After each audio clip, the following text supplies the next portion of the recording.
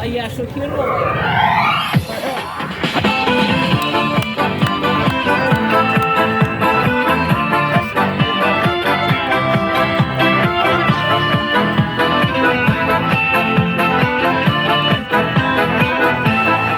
Iubirea ce ne-a alinat, ca frunza în vânt s-a scuturat. Cine din noi e vinovat și cine ne-a înstrăinat?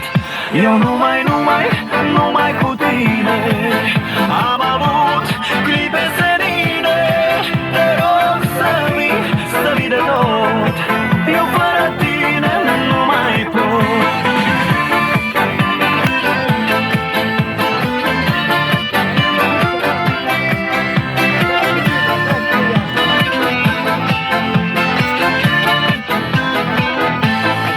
Nu știu, iubito, ce să fac cu dorul meu, cum să mă împac, cum inima să-mi potolesc.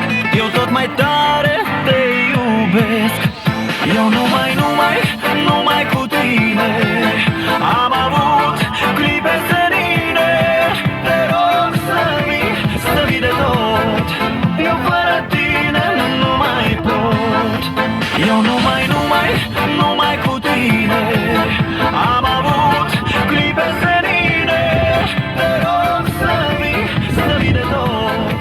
Eu fără tine nu mai pot. Eu sper că încă are rost să întoarcem clipa în care am fost, ca într-un vis cel fericit în care cu drag noi ne-am iubit. Eu numai cu tine am avut clipe senine.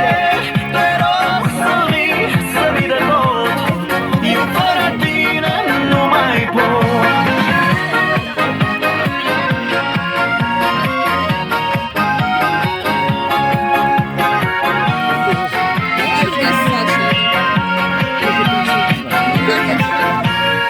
Eu numai cu tine am avut clipe senine. Te rog să vii de tot. Eu fără tine nu mai pot. Eu numai cu tine am avut clipe senine. Te rog să vii de tot.